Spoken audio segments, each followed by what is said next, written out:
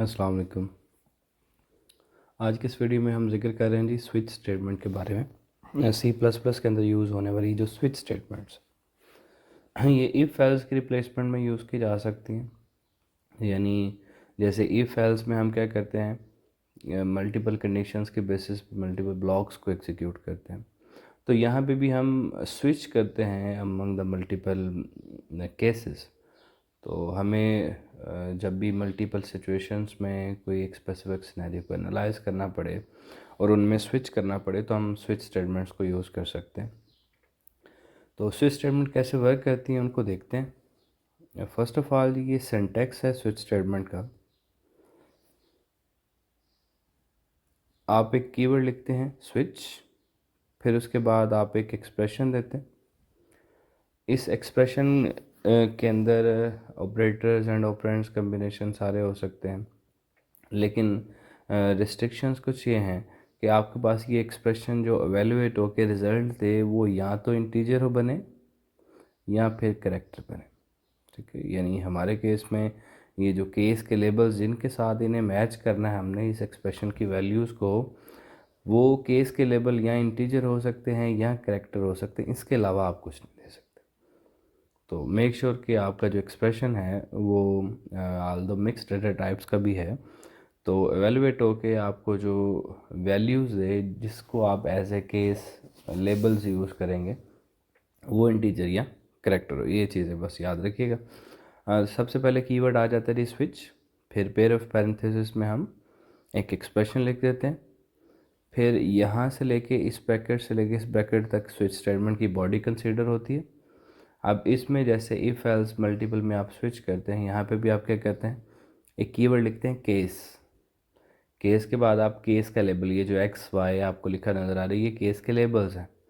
तो आप उनमें स्विच करते जा रहे होते हैं, मैचिंग करते जा रहे होते हैं कि क्या जी इसके साथ ये हमारा स्पेसिफिक केस मैच कर रहा है या नहीं कर रहा।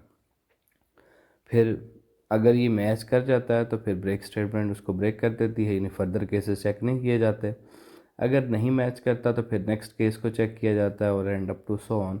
और लास्ट पे हम अगर कोई केस मैच नहीं होता तो फिर ये डिफ़ॉल्ट वाला ब्लॉक जो है वो एग्जीक्यूट कर लेते हैं। ये यहाँ पे लिखा है जी हाउ इट वर्क्स। कहते हैं the switch expression is evaluated once. वो जो आपने पेयर ऑफ पैरेंथेसिस में एक एक्सप्रेशन दिया वो एक दफ़ा एवेलुएट होगा।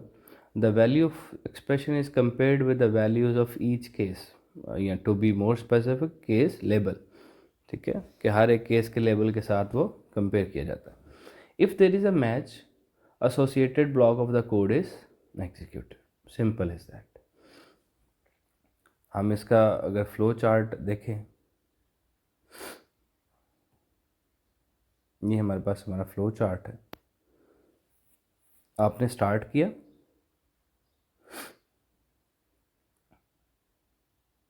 उसके बाद नंबर या जो भी एक्सप्रेशन आप वैल्यू यूज़र से लेना चाह रहे हैं, स्विच नंबर, ये एक छोटा सा एग्जांपल है स्विच स्टेटमेंट का कि आप 3 केसेस में स्विच करना चाहते हैं। तो आपने सबसे पहले उसको मैच किया केस 1 के साथ। अगर मैच हो गया, यानी मैचिंग स्टेटमेंट है केस की, तो आप स्टेटमेंट 1 यानी उसकी जो बॉडी में जो कुछ भी आपने लिख रखा है वो एग्जीक्यूट करेंगे। ब्रेक स्टेटमेंट के थ्रू प्रोग्राम क्या कर जाएगा, टर्मिनेट।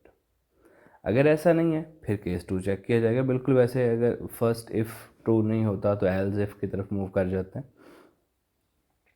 फिर आगे स्टेटमेंट 2, फिर अगेन केस 3 चेक किया जाता है। अगर मैच हो जाए तो वेल एंड गुड, ये एग्जीक्यूट हो जाएगा।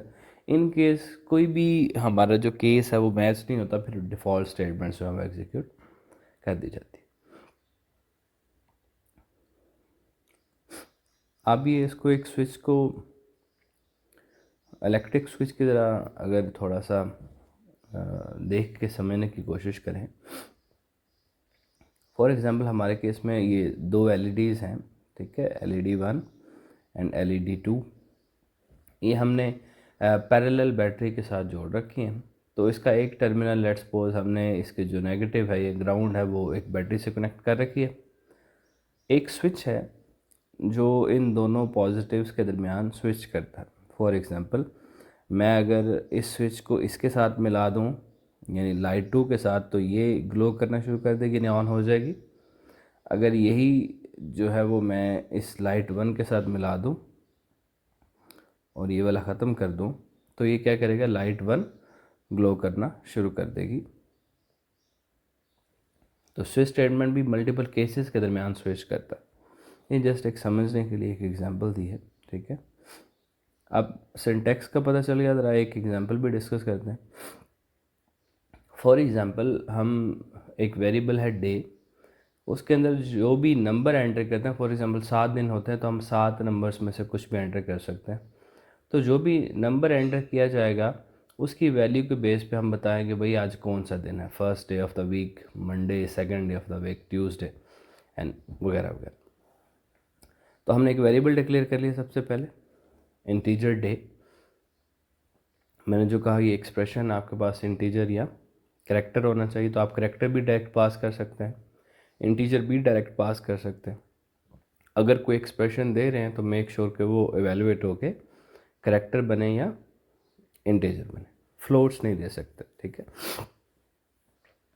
अच्छा, फिर क्या जी, कहते हैं स्विच स्टेटमेंट में आपने ये डे पास कर दिया। अब ये क्या करेगा, मल्टीपल डेज में चेक करेगा, किसके साथ, केस के लेवल्स के साथ। केस लेवल 1 है, फिर 2 है, फिर 3 है, फिर 4 है, यानी एक बॉक्स बन गया, उसका नाम हमने रख लिया डे। उसके अंदर लेट्स सपोज यूज़र ने एंटर किया है 4, तो ये चेक करेगा केस 1, क्या जो डे में वैल्यू है वो 1 है, इस लेबल के साथ मैच नहीं हुआ, मीन्स कि ये प्रिंट नहीं होगा, ना ही ये ब्रेक स्टेटमेंट वर्क करेगी, आगे मूव कर जाएगा केस लेवल 2 पे। क्या इसके अंदर ये 4 लिखा हुआ है? नहीं, ऑब्वियसली जो डे वेरिएबल है उसके अंदर 4 नहीं है। केस 2 भी मैच नहीं कर रहा। केस 3 क्या मैच कर रहा है? नहीं। केस 4 मैच कर रहा है? यस। जैसे ही हमारे पास केस 4 मैच कर गया, हमने स्क्रीन के ऊपर थर्सडे प्रिंट करवा दिया, फ़ौरन से ब्रेक स्टेटमेंट वर्क करेगी और इसको यहीं पे रोक देगी कि ये बाकी केसेस को भी चेक ना करता जाए। तो हमारे पास स्क्रीन के ऊपर जैसे ही थर्सडे प्रिंट हो जाएगा, प्रोग्राम यहीं पे रुक जाएगा, इससे आगे मूव नहीं करेगा, ठीक है। और ना ही डिफ़ॉल्ट स्टेटमेंट पे ऑब्वियसली जाएगा, क्योंकि हमें हमारा मैचिंग केस जो है वो मिल चुका है। अब यहाँ पे कुछ ये ब्रेक स्टेटमेंट है, उसके बारे में देखते हैं कि ब्रेक स्टेटमेंट क्या करती है।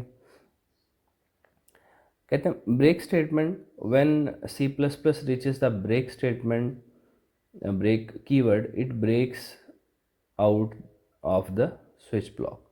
कि अब वो फिर मल्टीपल इन केसेस के दरमियान स्विच नहीं करता फिरेगा। जैसे ही आपको ब्रेक कीवर्ड मिलेगा मैचिंग केस में, तो वो वहीं पे क्या कर जाएगा, ब्रेक कर जाएगा। This will stop the execution of more code and case testing inside the block. When the match is found, job is done. It is time for the break. There is no need for more testing. आपको एक matching case मिल गया, अब आपने बाकी checking क्यों करनी है? बिल्कुल वैसे जैसे हमने इफ़ एल्स इफ़ में डिस्कस किया था कि आपके पास अगर कोई मैचिंग इफ़ मिल जाता है तो फिर आप एल्स की तरफ या इफ़ एल्स की तरफ फर्दर कंडीशन चेक नहीं करते, वहीं पे रुक जाते हैं। तो यहाँ पे भी स्विच स्टेटमेंट में अगर कोई मैचिंग केस मिल जाता है तो फिर आप वहीं पे क्या कर जाते हैं, रुक जाते हैं। Default keyword. The default keyword specifies some code to run if there is no match. For example, आपने मल्टीपल केसेस चेक, जैसे हम कह रहे हैं कि भाई हमने वो डेज चेक कर लिए थे, तो डे 1 2 3 4 4 5, ऐसे ही हम कहते हैं नहीं, किसी बंदे ने उस डे नामी वेरिएबल के अंदर जो वैल्यू ऐड की है वो एंटर कर दी 9। अब 9th day of the week में तो 7 दिन होते हैं। तो इस केस में क्या किया जाता है कि अगर कोई केस भी मैच नहीं किया जाता तो फिर डिफ़ॉल्ट वाला जो केस है वो एग्जीक्यूट हो जाता है। केस 6 होगा तो कह देंगे जी सैटरडे है, 7 हो जाएगा कह देंगे संडे है। लेकिन इन केस इनमें से कोई भी मैच नहीं होता तो फिर ये डिफ़ॉल्ट एग्जीक्यूट। डिफ़ॉल्ट क्या है जी, looking forward to the weekend. हमारे केस में हमने क्योंकि 9 लिखा है यहाँ पे, तो हम क्या प्रिंट करवाते कि भाई इनवैलिड एंट्री है, कि आपने जो नंबर एंटर किया वो उस रेंज में एग्जिस्ट नहीं कर। तो सिंपल इज़ दैट। मैं दोबारा से ज़रा आपको इसी प्रोग्राम पे ले जाता हूँ, ठीक है। तो आप यहाँ पे ये जो